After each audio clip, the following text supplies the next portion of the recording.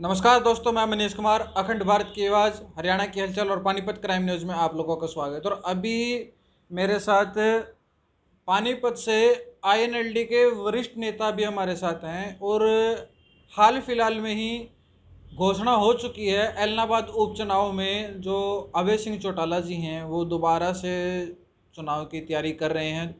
नाम ऐलान हो चुका है पार्टी की तरफ से।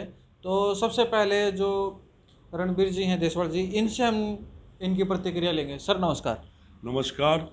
मैं पूरे पानीपत और हरियाणा के वासियों को शुभकामना देता हूँ नवरात्रि की पहले की, और माता रानी से प्रार्थना करता हूँ कि हमारे हरियाणा हो चाहे पानीपत हो, शुभ संकेत मिलते रहें, शुभकामनाएं सभी साथियों को मिलती रहें, यही मेरी पूरी आशा है। अभय सिंह चौटाला जी का दोबारा से नाम रखा है, पब्लिक ने रखा है। उन्होंने यही बोला था कि भाई पब्लिक आके जो पब्लिक बोलेगी हम जनता के साथ रहेंगे। आप सभी साथी जानते भी हो, चाहे चौधरी देवीलाल जी रहे, ओम प्रकाश चौटाला जी रहे, भाई अभय चौटाला जी हैं, वो हमेशा जनता के बीच में रहे। जिस तरह चौधरी देवीलाल जी को प्रधानमंत्री की शपथ दिलाने जा रहे थे, तो उस समय उन्होंने एक वायदा किया था कि मैं जब भी हमारी सरकार के साथी बने तो मैं खुद प्रधानमंत्री ना होकर वीपी सिंह को प्रधानमंत्री बनाने का काम करूँगा। उसी पद चिन्हों पे जब हरियाणा के नहीं पूरे हिंदुस्तान में 3 अध्यादेश जो किसान विरोधी आए, तो अभय चौटाला जी ने एक ही कहा कि आने वाली 27 तारीख को मैं इस देश की किसानों के प्रति खड़ा होकर त्यागपत्र दूंगा, चाहे कोई मेरे साथ विधायक आए चाहे ना आए। ये आप सभी ने देखा कि हिंदुस्तान के जो 5400 कुछ साथी बनते हैं, चाहे लोकसभा के हों, राज्यसभा के हों, हिंदुस्तान के हर स्टेट के विधायक हों, तो उन्होंने किसानों के प्रति होकर त्यागपत्र देने का काम किया। अच्छा, अभी ना दीपेंद्र हुड्डा आए थे कुछ दिन पहले पानीपत में, जो राज्यसभा सांसद भी हैं। तो वो उनका एक बयान भी था कि अभय सिंह चौटाला ने तो जो ये कानून हैं, जो काले कानून बताए जा रहे हैं, इनके खिलाफ मतलब इस्तीफा दिया था, मतलब ये कानून ना लागू हो। तो अब तक तो ये कानून रद्द नहीं हुए हैं, तो अभी उनको चुनाव नहीं लड़ना चाहिए, ऐसे उनकी कोई प्रतिक्रिया थी। क्या कहना है? देखो, ये जो कानून थे ये कांग्रेस के राज में बने थे।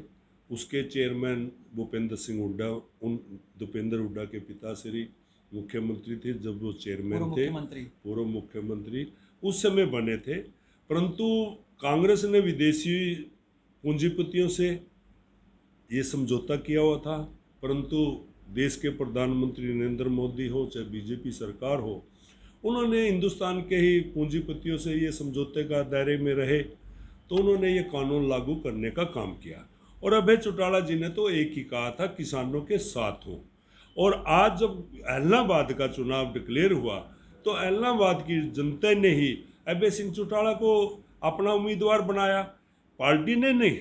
तो पार्टी अपनी स्थान पे अपने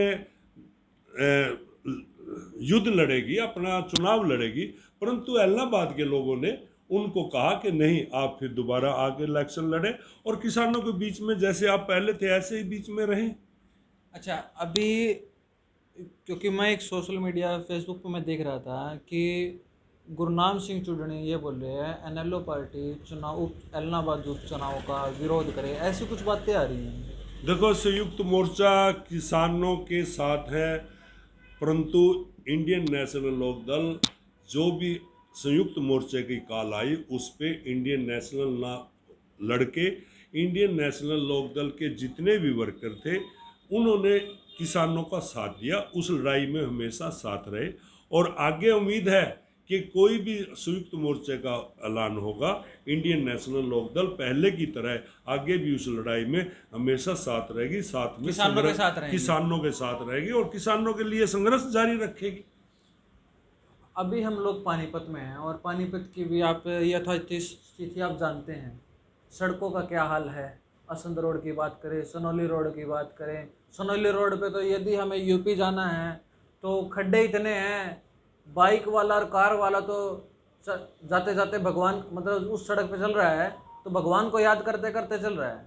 मतलब क्या कहना है? ये तो हमारा दुर्भाग्य है कि पानीपत से जो हरिद्वार हम जाते हैं, धर्म नगरी है, चाहे राजस्थान से लोग आए, चाहे हरियाणा के लोग आए, वो पानीपत से निकल कर जाते हैं। परंतु यहाँ की सरकार हो, चाहे यहाँ के विधायक हो, एमपी हो, और अनेक पार्टी उसको जो बीजेपी का समर्थन कर रहे हैं, वो उस सड़क को नहीं बना रहे।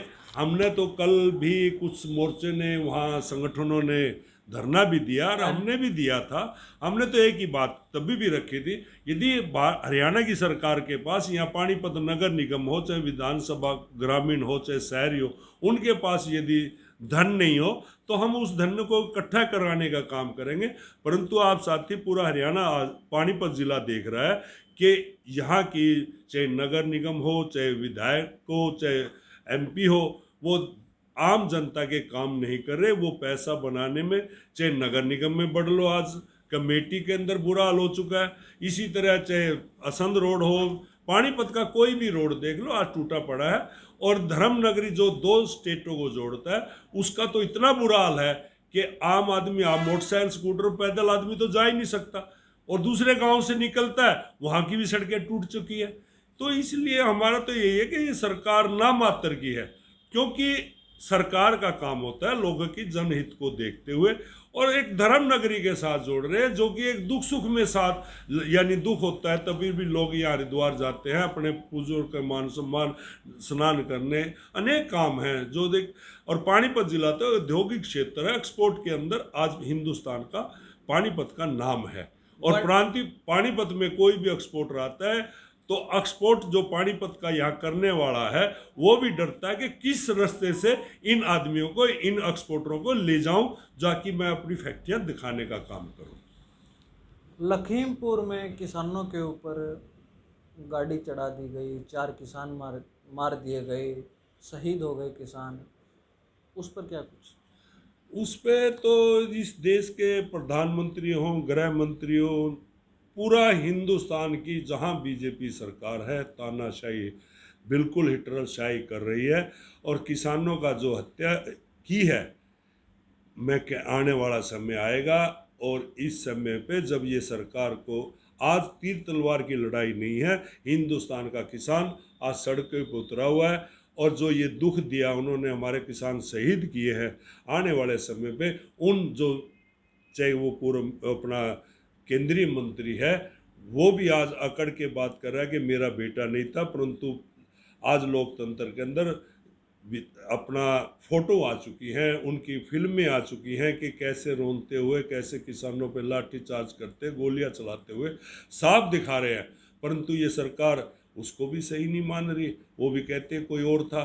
तो हमारा तो यही है कि सरकार को, भारत सरकार को इस पे न्याय, सीबीआई से अन्य किसी टीम से इसकी इंक्वायरी की जाए, और जो दोषी है उनको पकड़ने का काम करें, उनको जेल में डालने का काम करें। तो जैसे अभी हमारी बातचीत हुई है, जो रणबीर जी हैं, आईएनएलडी के वरिष्ठ नेता हैं, तो पल पल की अपडेट्स के लिए जुड़े रहें मनीष कुमार, पानीपत से।